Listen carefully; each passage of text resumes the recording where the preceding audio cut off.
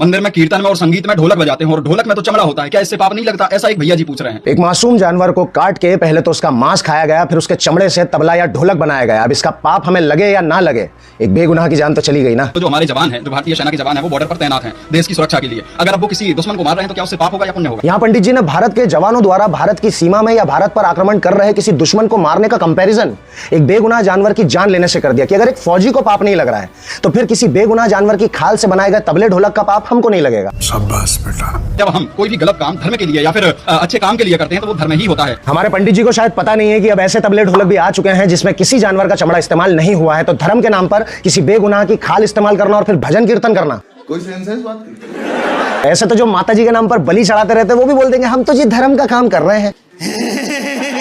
जिस तरीके से अगर मान लो किसी बहन बेटी की इज्जत बचाने के लिए आप किसी व्यक्ति की हत्या भी कर देते हो तो वो धर्म होता है। उसी प्रकार से समझ नहीं आ रहा कि पंडित जी के इन कुतर्कों पर गुस्सा करें या जोरदार ठाका लगाएं। ऐसी बिना सर पैर की बातों की वजह से फिर लोग मजाक उड़ाते। जो चमड़ा है अगर वो भगवान के उसमें यूज हो रहा है, भगवान के कार्य में यूज हो रहा है तो वो महापुण्य बनकर के सामने आता है और ये पाप नहीं होता है, ये धर्म होता है। हमें बचना चाहिए ऐसे किसी भी लोक धर्म या मजहब से जो महापुण्य या सवाब के नाम पर किसी बेगुनाह की जान लेने की बात करे। ये समय है असली धर्म, मनुष्य का असली कर्म किसी समझदार व्यक्ति से समझने का जो इंसान को इंसान बना रहा है।